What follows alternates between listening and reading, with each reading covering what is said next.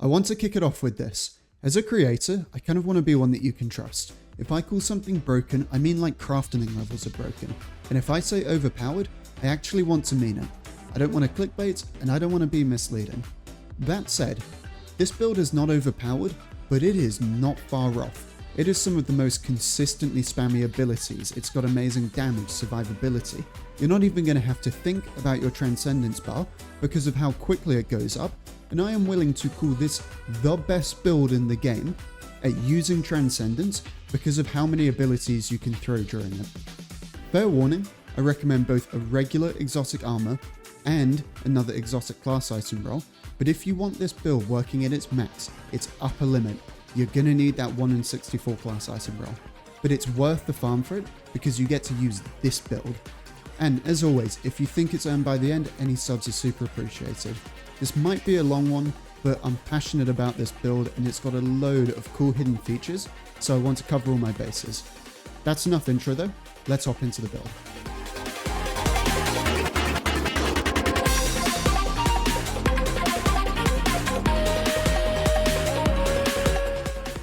First off, I'm starting with combos you're using because this build is all about chaining abilities together.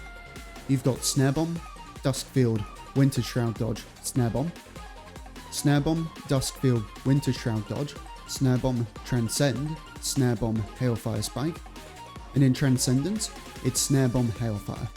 You might already get the idea we're going for and why this build is called Trapper Hunter. You disorient with the Snare Bomb, then slow with the Duskfield or Hailfire, and anything caught in that combo is pretty much trapped, not able to move, not able to shoot, and is taking a bunch of ticking damage, and all these combos have light and dark damage in them, meaning your transcendence bar is ticking up loads on both sides. Now, throw into any one of these combos a weapon that does AoE damage over time. Best in slot here is Witherhoard by a country mile, but Anarchy could work here, even the new Lost Signal GL, and you're not only completely trapping enemies, but now also doing heavy damage over time. And a heads up, my mob recommendations and a fragment choice later are building into using Witherhoard, so if you plan on switching some stuff up in the build, you've got to think about changing those two.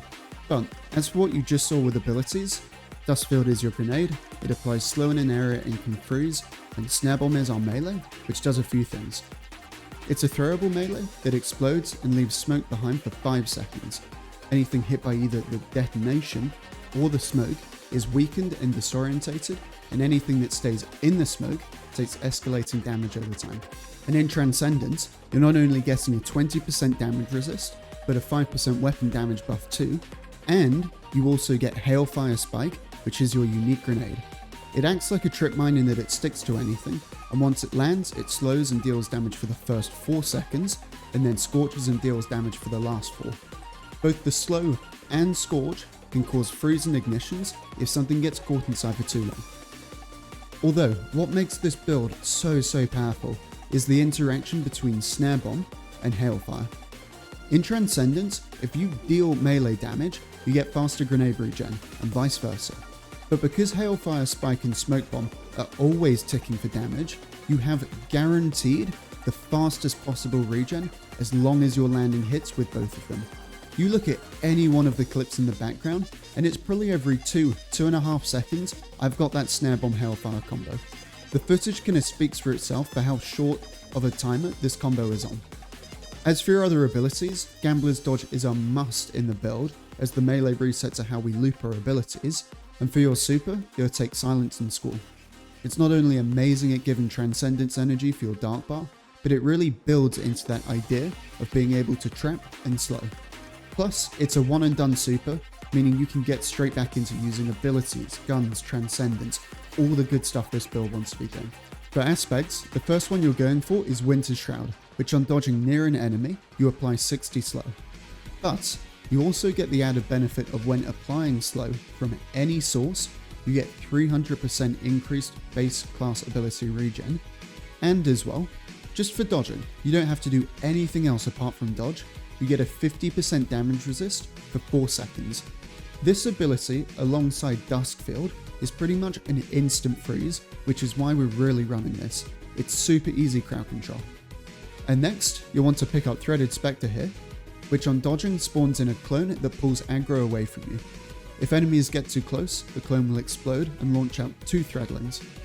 This aspect is really nice. Your dodges up loads from the cooldown from Winter Shroud, and this aspect gives a bit of survivability and a bit of damage to the build. But most importantly, it never feels like it gets in the way of your gameplay loops. It never slows you down, it's always got some benefit to it, and that's what makes it feel so nicer.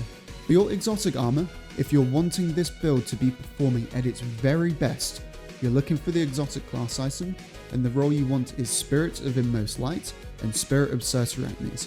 Certarachne gives you Woven Mail on throwing a grenade, which is a 45% damage resist, and Inmost Light makes it so that when you use your class, grenade or melee ability, you get increased regen for the other 2. I highly recommend sticking around for the gameplay tick segment, because Heart of Inmost Light in this build has got some super unique interactions. As for why these perks, Inmost just gives great ability regen across the board, and Certarachnes makes you feel very unkillable, especially during Transcendence, where it's literally impossible to not have Woven Mail up. If you don't have Spirit of Inmost Light, Certarachnes, you want to instead go for Spirit of Inmost Light and Spirit of the Coyote, with Coyote giving you a second dodge charge. If you don't even have the class item, or one of those roles, you're just going to take the 6th Coyote, the base exotic version, which gives you an extra dodge charge, but also passively gives you a copy of Reaper.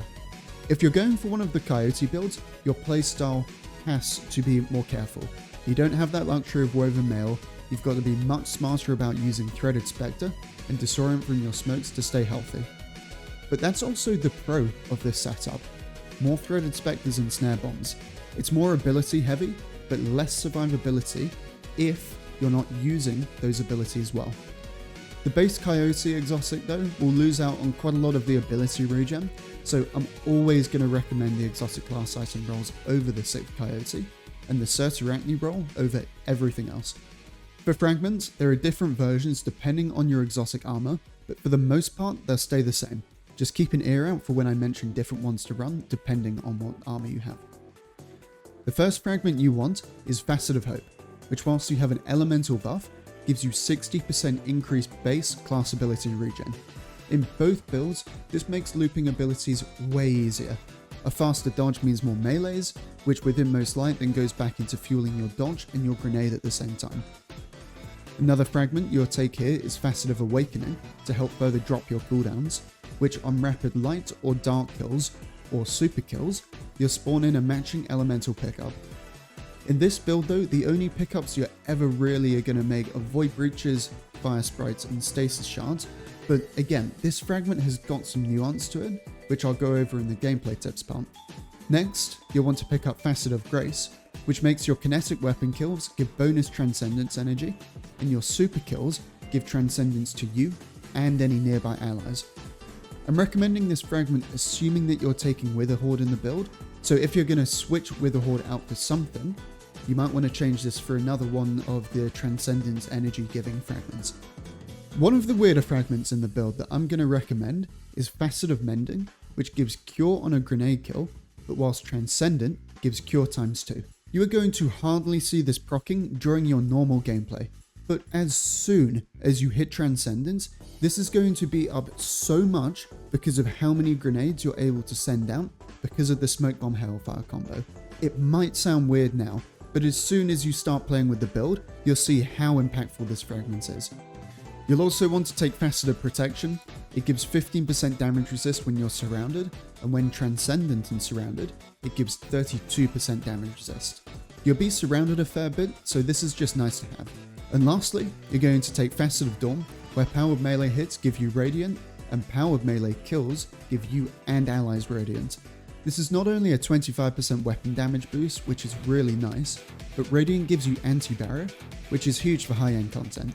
If you have a Witherhoard shot on a barrier champ and get Radiant from Dawn, you don't even have to think about the shield. Witherhoard is just going to break through him. And during Transcendence, it's pretty much permanent Radiant because it lasts longer than the cooldowns to get that Hailfire Snare Bomb combo. Although if you're going for the Coyote version, you're going to want to take Facet of Purpose over Facet of Awakening, with Purpose giving you an elemental buff depending on your equipped super. With the Certarachne version, your elemental buff is Woven Mail, so you don't need this. But with Coyote, outside of seasonal mods that give buffs and Radiant from Dawn, you don't have a reliable elemental buff, which is what this fixes. It's not only going to get you back some of that missing damage resist, as that's what Frost Armor will give you, but as an elemental buff, you now have a way to proc Facet of Hope too. For your mod setup, these are going to be different across the two builds, as the Coyote version needs to harder rely on its mods to make orbs to get Facet of Purpose rolling to play into Facet of Hope. On the helmet, you're going to want Kinetic Siphon for Witherhoard, then Special Ammo Scout and Finder. If you're switching Witherhoard out in the build, make sure to change Kinetic Siphon to whatever you're going to be getting the most kills with. On the arms, with the Certarachne version, you'll want a copy of Focusing Strike, a copy of Impact Induction, and Grenade Kickstart. With Coyote though, you're going to want one Heavy-Handed, one Firepower, and one Focusing Strike. On the chest, you're going to want either Damage Resist mods, or Reserve mods, or a mix of both. They're both pretty nice to have in the build, and either one is a good choice. On your legs, you're going to want Recuperation, Better Already, and Stacks on Stacks. And on your cloak, with Certarachnes, or the base version, the 6th Coyote, you're going to want Reaper, Powerful Attraction, and Bomber.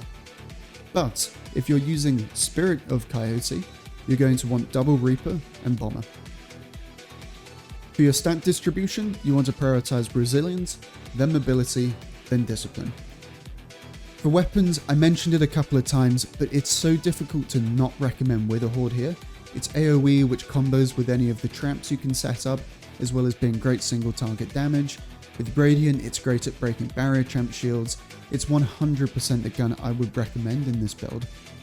Apart from that though, you've got a load of flexibility in the guns you choose. I really like a Solar or Void primary because it gives me a reliable way to spawn in Fire Sprites and Void Breaches for bonus grenade regen or class ability regen, and in my heavy, I'm normally running Edge Transit because it's Edge Transit. It's just really good and can spawn in Void Breaches as well, which is super nice in the build.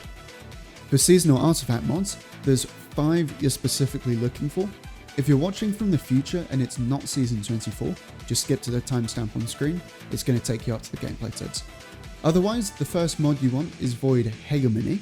It's going to give you a 15 HP Void Overshield for killing a weakened enemy, and as Snare Bomb applies Weaken and is uploads, you're going to see this proccing so much. Radiant Orbs, which on picking up an orb gives you 10 seconds of Radiant. It's free Radiant, so why not? You'll also want to take Shield Crush, which while you have Woven Mail, Frost Armor, or a Void Overshield, your melee deals 25% increased damage and gets 25% increased base recharge rate, and whilst Radiant or Amplified, your grenade gains 25% increased base recharge rate and 25% increased damage. Also grab Transferency, which while Transcendent gives 10% increased damage to your grenade and melee, and when Transcendence ends, you'll get Transcendence energy refunded based on weapon kills you got during it. At the time I'm doing voiceover, this isn't in the game yet, but in Echoes Act 2, we're getting a bunch of new seasonal artifact mods, and one of them fits into the build really nicely in Solar Fulmination, which causes your ignitions to do more damage and in an increased area. Hailfire can cause ignitions, and we have Transcendence so much in the build, so this fits in really well. Right, deep breath, that was a bit of stuff. Now we're getting into some of the really unique, interesting things this build can get up to. Let's start with my favourite one though, which is Snare Bomb's interaction with Spirit of Inmost Light, because it's just weird. Normally with Inmost Light, when you use an ability, you get empowered abilities ×1, and if you use 2 abilities close together, you get empowered ×2. With some abilities though, like Consecration for example, because it hits multiple times, the game is kind of registering that you've used your ability twice, and you get empowered ×2 just from one ability. Snare Bomb doesn't like this rule. On using a Snare Bomb, you're not actually going to get empowered abilities. If it hits nothing, you get no Inmost Light benefit. It's almost as if it was never thrown. If you hit something with a Snare Bomb, that's when you get empowered ×2, and this is where it gets weird. That ×2 empowered, unlike anything else in the game, is going to be refreshed for every tick of damage that the smoke deals. So normally, when the timer would be ticking down, it just hovers at around 5 seconds. And The smoke lasts for 5 seconds, so on one ability use, as long as the thing inside of your smoke keeps on getting hit by it, which is what Duskfield sets up really nicely, you can get up to 10 seconds of Empowered Grenade and class ability regen. Here's another odd one too. Facet of Awakening, which gives you elemental pickups on 3 rapid light or dark kills, probably doesn't work how you think it does, because you can manipulate what it spawns in. The chain of kills you get and the element it is doesn't matter. For example, if I did Stasis Kill, Strand Kill, Void Kill, I get a Void Breach. If I do Arc, Stasis, Solar, I get a Fire Sprout. The only thing that matters is that the 3 kills leading up to spawning in a pickup are not kinetic weapon kills. Genuinely remember this. If you're ever just needing that tiny bit of ability energy topped off, this can be really helpful. Apart from weird ability interactions, here's some of what I can pass along from my time using this build. If you're coming to the end of Transcendence, a really nice way to get some immediate Transcendence energy back is to throw out a Hailfire Spike just as it's ending. Because it does both stasis damage, which is dark, then solar, which is light, it's going to fuel up your Transcendence bar a load. As for gameplay tips, auto loading on Witherhoard is your best friend.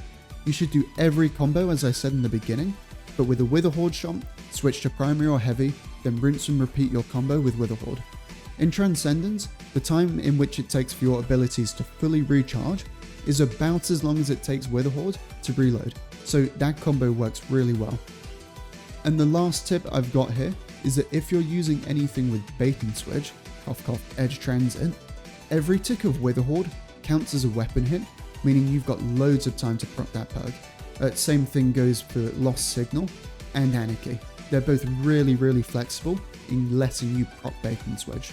As for gameplay tips, this build can be really aggressive, especially during Transcendence. You'll have Woven Mail, 45% DR, Facet of Protection, 32% DR, Transcendence, 20% DR, Winter Shroud, 50% DR, Frost Armor Max Stacks, 22.5% DR. You are very hard to kill, so don't be afraid to just run things down. On top of all of this, your abilities are designed to stun, so a lot of the time the things you're shooting aren't going to be moving and aren't going to be shooting back, making them super free kills. And the last one I've got is that it is 100% okay to just use your dodge even if nothing's near. It's on such a short cooldown because of Hope, and it gives you inmost regen and Threaded Spectre, which is going to pull aggro away from you. So even if it doesn't explode, it's still adding something to your gameplay and to the build. And that's a wrap. I do just want to quickly say that this build has been through so many versions and variations, and they've all been really good. This is just the list I landed on. I encourage you to test and tinker with this build. It's super flexible. Apart from that, have fun with this setup. It's extremely powerful and has been my go-to for GM stuff since it got put together. I'd love to hear what you think about it, but for now, that's about it from me. See ya!